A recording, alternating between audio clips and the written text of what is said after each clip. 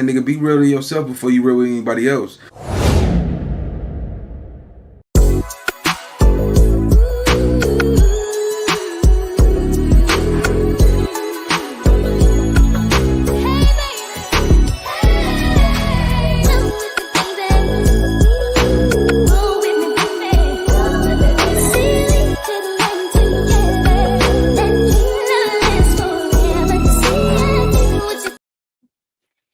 All right, gang. What's the big old deal? What's the big old deal, man? We back like cook crack around this thing, man.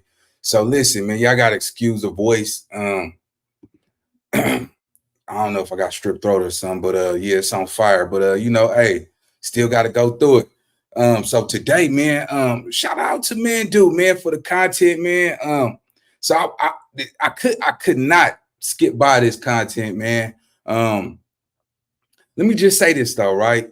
You know, this is why I say going to jail ain't anybody who ever go to jail to tell you it's not cool. It's not cool because once you are incarcerated, make no doubt about it, you're going to have to beg for your freedom when you up for parole. You see what I'm saying? A lot of dudes don't talk about that. You know what I'm saying? When they get out, the process of getting out of jail or even trying to get released. You know, some of y'all got to really wake up, dude. You know, when you go to jail, you know, you got to go to school. You got to do something positive that's going to help you be rehabilitated into society. And looking at this content is some content that's unbelievable. And looking at the infrastructure of the title, you better believe that I personally, I would kind of be offended that y'all would want to release somebody back into the world that would do something like this. So with that being said, shout out to man, dude, man. The content, man, is fire, man. They was 8 and 10 years old, man. You know what I'm saying? Some of these dudes, they mind. You know, he couldn't handle whatever he went through with the mother, so he decided to go towards the children. You see what I'm saying? So this is for educational purposes. This is not to offend or affect anybody's day. And with that being said, man, let's get into this content. Shout out to everybody in the live, man. It's finna go heavy. Let's go. All right, and let's see. Y'all gotta excuse the voice, man. My voice down right now. All right.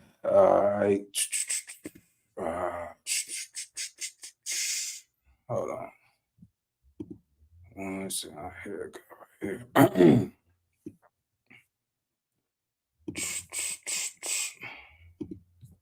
And 5, 4, 3, 2. You said that when interviewed that the crime you committed was due to underlying situations. What were those underlying situations?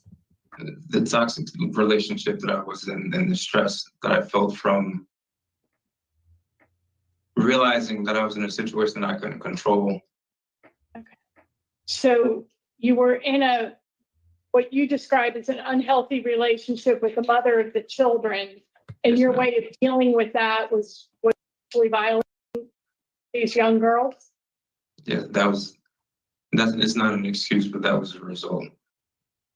No, that was the choice you made. And this hearing only gets worse. And if you can imagine that he was only just sentenced on 8/31/2023, a year ago at the time of his hearing, and that he only has a 6-year sentence, a maximum release date of 2027. But hey, they're just children, so who cares, right? I'll unpack it with the details.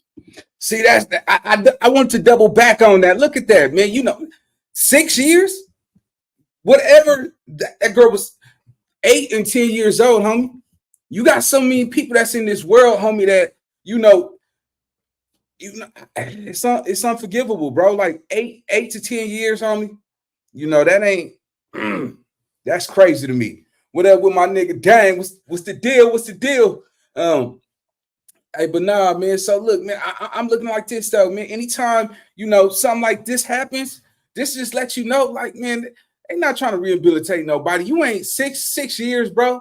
You tired. You suffering up in there. You scared for your life. You got to watch out, because when you play like that with somebody's kids, it don't even matter if it ain't your kids. But when they realize an 8 and 10-year-old, somebody might want to hit your back door. Somebody might want to, who like chili on their hot dog. Somebody might want to take you to the ballpark and play ball with you. You see what I'm saying? So yeah, that's not enough time, homie. And I'm not God. I'm not gonna be the reason you make it to heaven or hell. I can't judge you, but to me, that's crazy. Let's go. At the end. Jordan Trent, 421-300. This hearing is being conducted in consideration of the parole application for Jordan Trent, inmate number 421-300. He is serving a sentence of 20 years jail, 6 years to serve, followed by 20 years of probation for 2 counts of illegal sexual contact with a victim under 13. As of today, record reflects a parole eligibility date of June 6, 2024. There is no victim input in this case. There is an offender accountability plan for the offender. It has been reviewed and shows the offender has completed the following programs: short track sex treatment program and domestic violence program. Utilizing the statewide collaborative offender risk evaluation system, the offender's overall score falls into the high grade of risk for recidivism. If utilizing the static 99R, the offender's overall score for sexual offense recidivism falls within the low range. Mr. Trent, this is your opportunity to express to the board why you believe you should be granted parole. You may begin. I thank you very much for giving me the chance to speak. I very much understand this is a privilege, so I also thank you for the chance to prove myself worthy, for the chance of having the long road of redemption laid out of me as a free man, God willing. Long before being locked up for my actions, I found myself in a state of self-loathing, contempt even. Don't call on God now, man. You know what I find is crazy? Man, now God willing, God willing now? Come on, man. Come on. Come on. When you sit behind the walls after a long period of time, though, yeah, man, you want to call on God. Yeah, ain't nobody coming to help you up in behind the walls. And that's what it primarily is, man. You see what I'm saying? And I do believe people learn from their mistakes, but you gave this 6-year sentence. He can max at 6 off of a 20-year sentence. Come on, man. You got people who done sold cocaine and heroin that's doing way more time than that. How is it that he get to do something like this that's so crazy and get away with 6 years, and a deep boy or something like that, man, be doing way more time? That's, to me, that is just crazy. That is absolutely crazy, man. But at the same time, hey, you got to deal with the creator, man, behind your actions with that, though, gang. I ain't gonna lie to you, but yeah, man, I go to show you, man, they still doing that type of stuff out here, homie. Let's go. I understand my actions were vile, and I hated that I let anger from my situations make things so much worse for others. I didn't see how it was possible until I haven't taken these classes and haven't reflected on everything. Now I see how a string of situations and my feelings led to actions that should never happen in the first place. I wish every day that I could undo it all. And sadly, all I can do is all I can do to make sure it's never possible again is continue treatment once I'm out. I have a great support system around me that I'm blessed with. I have many things to keep me busy with work once I am to be released, as well as 3 business ideas, one of which I'm currently putting together already. I'm highly motivated to be accomplished and be the best father possible for my children, which currently desperately need me. So I humbly beg for you the chance to prove myself sooner rather than later. Again, thank you for this chance to speak. Thank you very much, Mr. Trent, for your opening statement. If you've been in jail, now he calling it. I guess he has a child. He has a child who he says desperately needs him. Well, I'm not gonna say a father. I mean, a child don't need their father despite their crime, because that child is innocent. But I want y'all to see what you got to go through when you get caught up in situations like this. When you go before that parole board, look how you have to answer and beg for your life, for your freedom. That demasculates you just within itself. You're a grown man that got to ask to be released from prison for your freedom. You see what I'm saying? Behind the actions you took, man. This right here, homie, this is a process everybody that go to jail has to do. Nobody escapes this. Let's go. I appreciate your taking the time out to write down your thoughts. And I mean, I heard you talk about your children who desperately need you. Isn't one of your children a victim? No, no. Okay, so you have one daughter that's older, right? An adult? So Yes. what other children are you referring to? And my other child was just recently born during my incarceration. And how old is that child? She is 2 years, 9 months now. So we're going to take some turns asking you questions. When we're done, we will deliberate and give you our decision. Ms. Turner, we'll start with the questions. So, Mr. Trent, I know that you haven't taken the Voices program, but I didn't hear you say anything about the victims of your crime. I definitely acknowledge the damage that my crime has inflicted on others. I shortly excerpted that in the letter that I've written, but I definitely understand how the classes, the damage that has been done, and the fact that I have to live with that. Okay, so And try to redeem myself, as well as the victims have to live with that. what do you think the damage was? Mental misplacement of trust from my actions, as well as having to deal with the memories for the rest of their lives.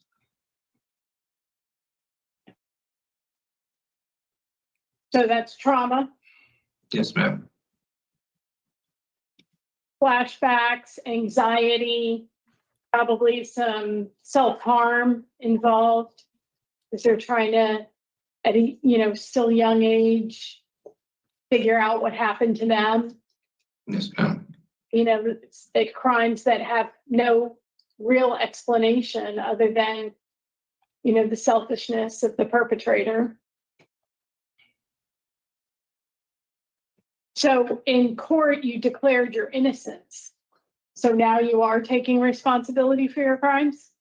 Yes, ma'am. I declared my innocence against the nature in which crimes were divulged. It wasn't to that extent, but I am definitely doing all that I can. I've taken these classes. I've admitted to my actions as far as my recent review before this hearing, what my actions were. So let me just see if I've got all the facts correct. So you were on probation at the time you violated these two children, ages 8 and 10. You were on probation for strangulation, unlawful restraint, and threatening. No, And for that, you've taken the domestic violence program? I was not on probation at the time of the offenses. That was the domestic Check on that. happened, and then I came out and was on probation. Yeah, you had 3 years of probation for the 2017 strangulation, for which you served 6 months. Right. And I never went back to the house after I was released. Okay. So while you were committing acts of domestic violence against the children's mother, that's when you were also violating the girls and telling them that if you doing this to them kept you from hitting their mother. That was never the case. The domestic situation only happened one time, and there was only one incident of that. Man, see, let me tell y'all something, man. Look, you know how this is how most of the times this happens. When you go live with another woman, when you don't have your stuff together, and she tell you she love you and she give you some of that thing between her legs, a lot of you men tend to believe that that's going to be yours for the rest of your life.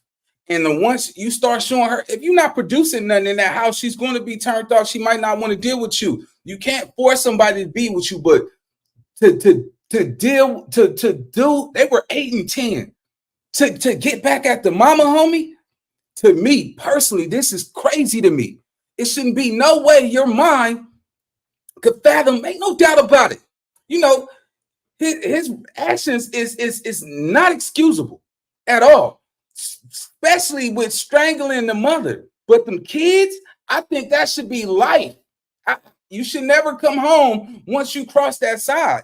Them kids have to be walking around in the world knowing that you're home, that you're on the streets. We don't know if you saying anything to get out. You see what I'm saying? And sometimes the system might just release them out into the world, homie. But it's just a little crazy to me, man. I ain't smelling what they selling with that, man. That boy ain't even been in. I don't know. What y'all think, Chad? Y'all think that boy should come home? You know what I'm saying? He ain't.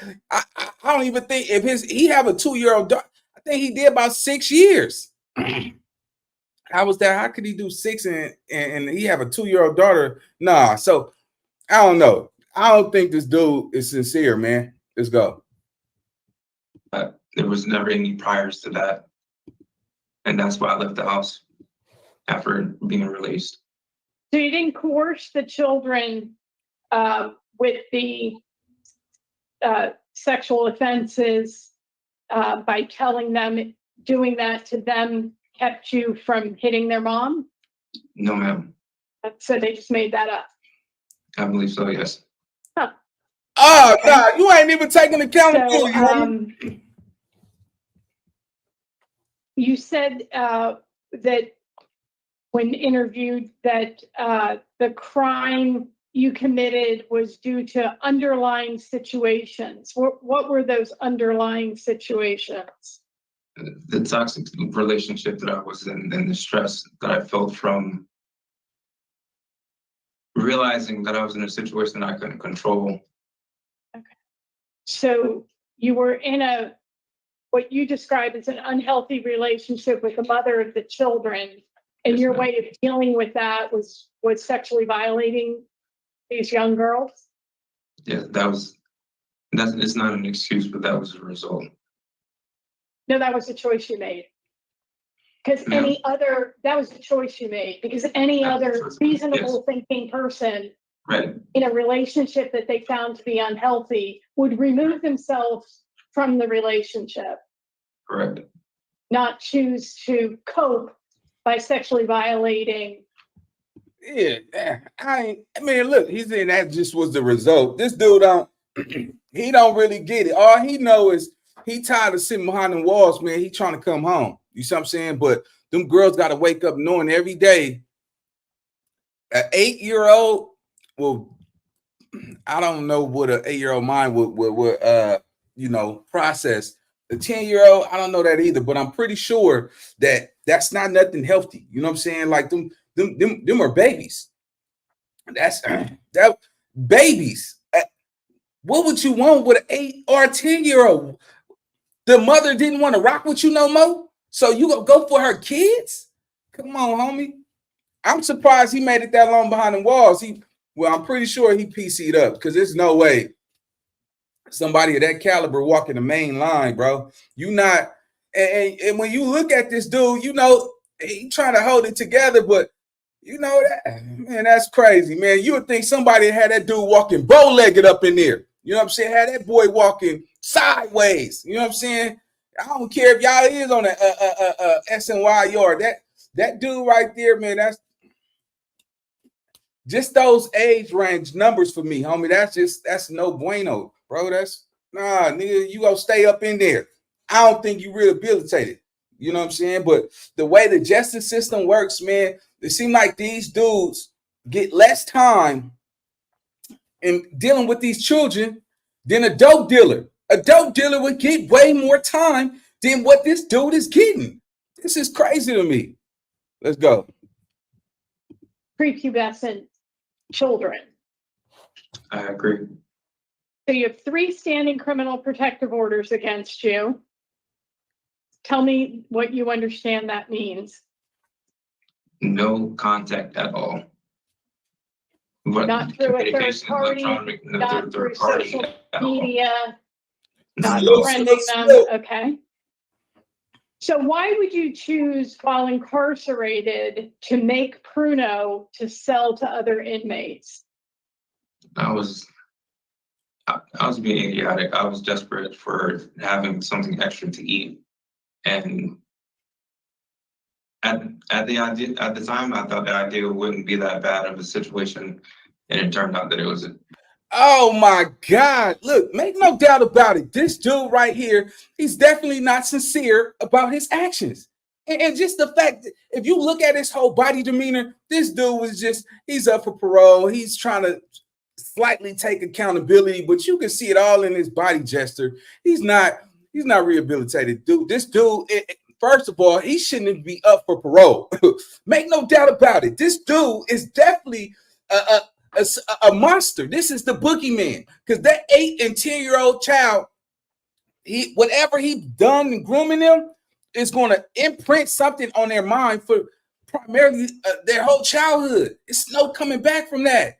You see what I'm saying? I don't even see how these type of dudes get to come up for parole when you got a dude who stole a car on some GTA Grand Theft Auto trying to be a video gamer in real life, who's doing way more time than what this dude is looking at. This is why I say, what's up with our justice system? You know, this is, make no doubt about it, this is the process that everybody's entitled to with, you know, in the court of law, and just dealing with probation and parole. But at the same time, homie, this right here, I don't get it. Let's go.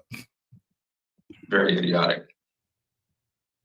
Well, it's beyond that, sir. It's destructive, because there are actually people there in the facility who are working to address their own addiction to substances.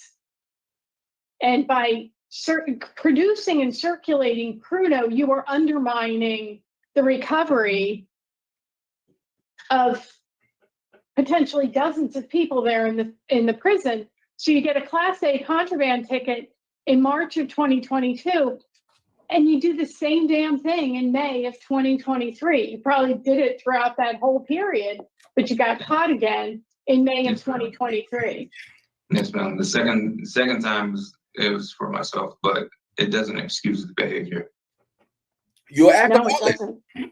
He's an alcoholic. So by the looks of it, you need an addiction services program, especially if you're making Pruno to cope with being in prison. You should probably take a fatherhood program if you're going to hope to have any contact with your daughter when you're out of prison and on the sex offender registry for 10 years. And you clearly need the Voices program. So I hope you'll make the most of the time remaining before you go out to 20 years of probation, 10 years on the sex offender registry, and abide by the standing criminal protective orders against you. But I'm interested to hear what my colleagues have to say. Thank you, Ms. Turner. Ms. Palmieri? So, Mr. Trent, I just have a couple of follow-ups. So on the evaluation for the domestic violence program, you said that you stated in group that some of the domestic violence didn't apply to you. What did you mean by that? Some of what was discussed in the group, what? A lot of the things that were being discussed as far as the brutality that was being done, which we were doing in a lot of the classes that we were going through, I did not agree with at all, for the simple fact of I've never reached that level. Okay. So I disagree with a lot of what was being implied as to my reason for taking the class.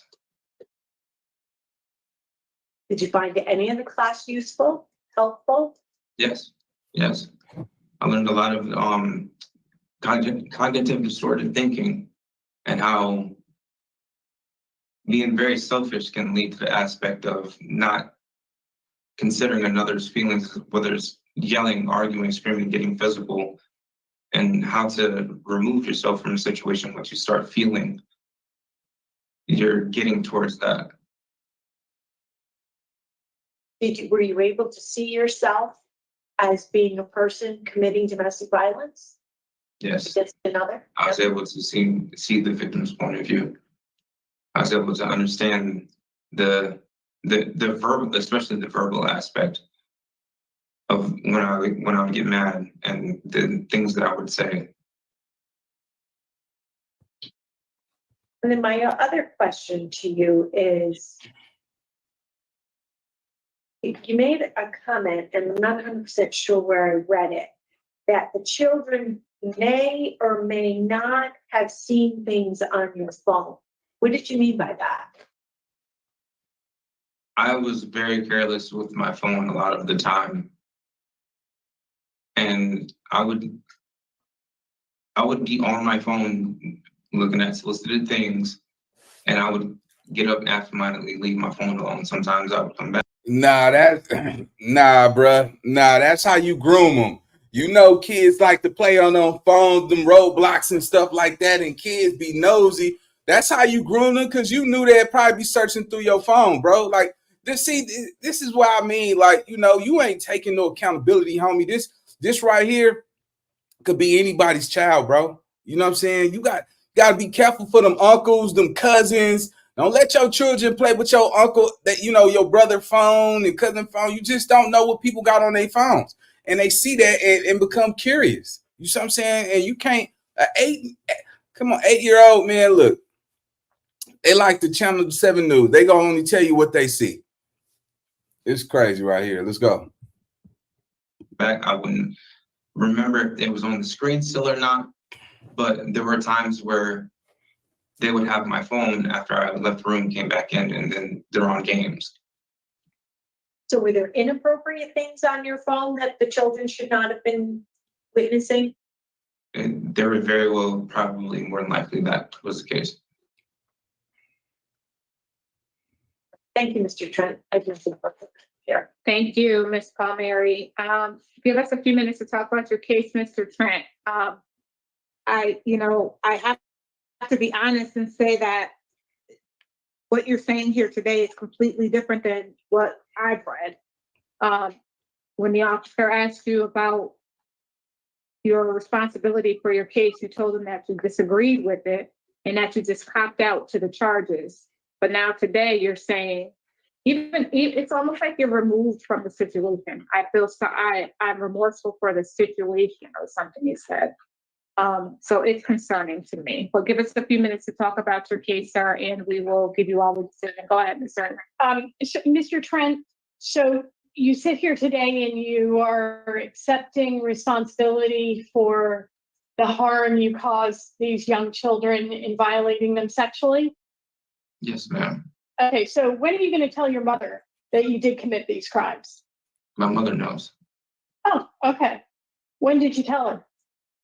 I told her right after realizing that I need the help. He lying. When was understand. that? While you were inside? Yes. In prison? Yes, ma'am. Okay. Because she was supporting you so strongly before you were sentenced and absolutely certain that you did not do the things that you were charged with. So, she's going to continue to be part of your support network, and also perhaps a connection to other children in your life. She needs to be aware that you actually did harm these children. I Okay. understand. Upon taking the class, there was a moment in which I even relayed this in class that everyone now knows, and everyone has decided to stand by me because they see that I'm trying to do something about it. Aren't you fortunate for that?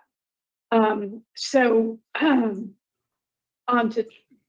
deliberations. So Mr. Trent has a criminal history that involves convictions in Georgia and domestic violence. He's got the sex offender registry, standing criminal protective orders against him, and 20 years of probation ahead of him.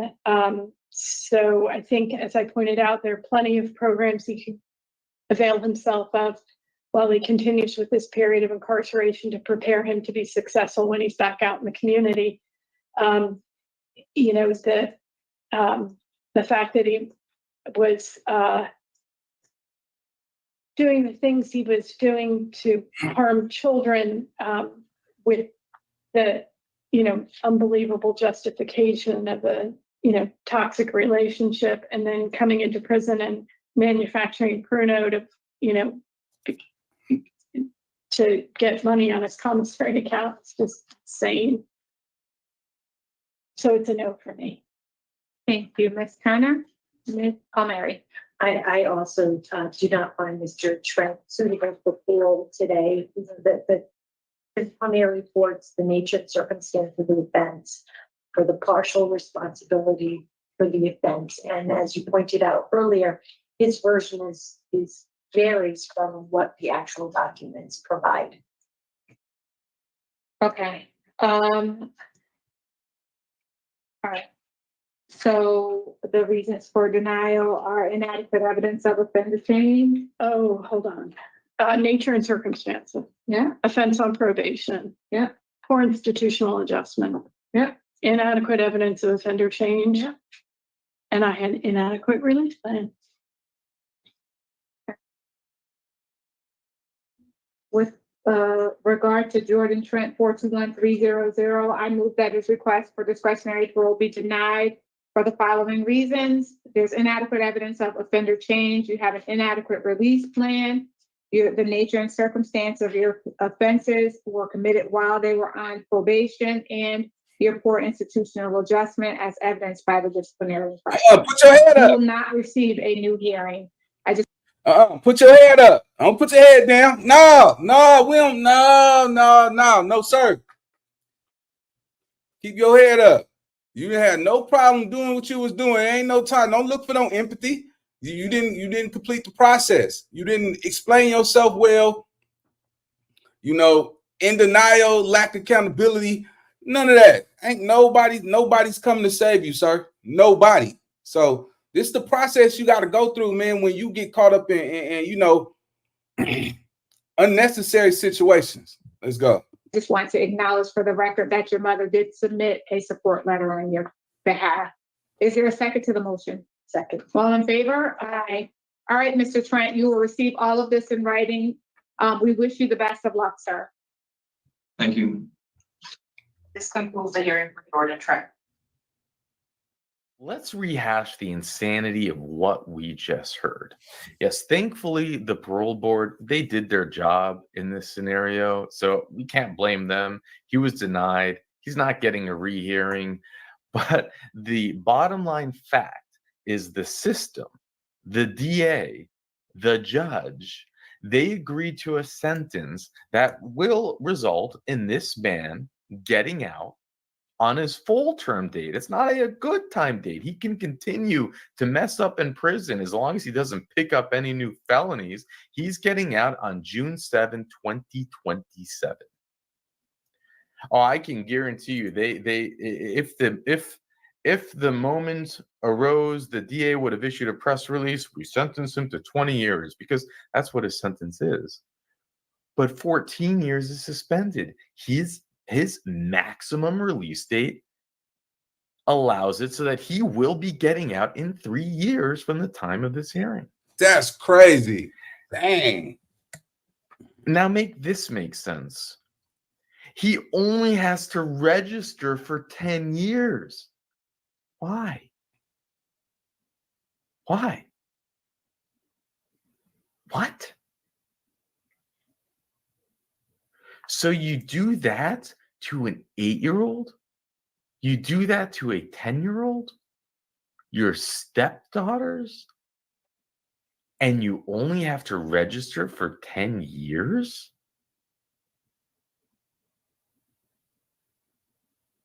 What? Let's add another layer of insult to injury. The risk assessment score, he's categorized as low risk. Now, he's categorized as high risk for offending against people. But when it comes to children, the algorithmic PhD, brilliant 10-point questionnaire that they put together, which is universally used across the 50 states, that puts him at a low risk. Because surely someone who does that to an 8-year-old and a 10-year-old, and the reason is because they felt like they were losing control in their relationship, surely there's no pedophiliac tendencies. There's no, there's no way he would do it again. It's just a low chance. What the hell is wrong with this system? We heard the DA gives him a deal. They allow him to sign off on a deal. And even then, when he's signing on the deal, they're allowing him to proclaim his innocence. You heard the board. They said, oh, well, when you took the deal, you were claiming that they were all lying, that they made it up. So picture this. You're a DA. You have in front of you a dangerous man who is out on probation because he got probation for strangulation and violating a protective order, and the list goes. He's on probation. He now violates that probation. He's sitting in front of you in the courtroom. I mean, you can just from that probation that he was on. I'm looking over from what Richard sent, which was June 27, 2017. He had a 1-year jail sentence suspended, probation 3 years for strangulation, 1 year jail execution suspended after 6 months for count 3 of unlawful second restraint, 1 year jail executed suspended probation 3 years for threatening, and 1 year jail executed suspended probation for threatening violation of probation was then terminated. That's 4 years of jail, my understanding, if I understand the law correctly, that would have been hanging over his head just for violating that probation. You could have locked him up for 4 years without even adding any new charges. And then the DA said, you know what, this is a great deal for us. We're holding, it's a 2 children, 8 years old, 10 years old, his stepdaughters. He's denying his guilt. He's insisting he's innocent, but we'll give him a 20-year deal, suspended after 14. So he's only has to serve 6, the maximum. He might get paroled after a year. And he only needs to register for 10 years. That's crazy.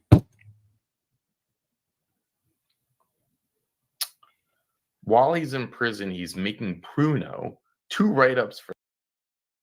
Man, that's crazy. And he has a low risk score.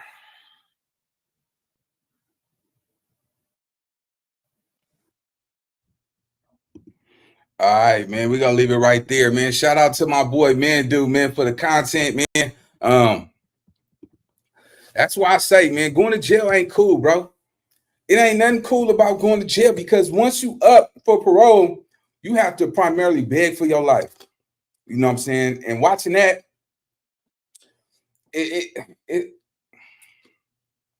this new generation, they don't even realize that it is over, bro. It is absolutely over.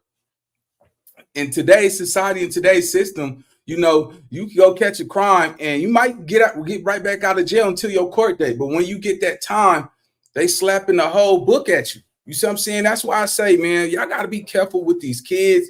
You got to be careful on how we raising these kids. Them 2 young girls will forever be damaged. They will be damaged for the rest of their lives. This man have gotten away with so much stuff, homie, that, me being a street dude, only time I could really say something about some stuff is when it's dealing with children. They didn't ask to be here. These was his stepdaughters. You see what I'm saying? You groom your own stepdaughter because the mother didn't want to lay down with you no more. You decided to go for some underage, and just hearing his testimony begging for his freedom, it wasn't sincere, man. So with that being said, y'all drop y'all comments in the comment section. Hey, we got more content coming my way. I might do back to back. But make sure y'all follow me on Instagram at NinaBoy_TV. Make sure y'all hit the like button, comment, subscribe, and I'll see you on the next video. Okay.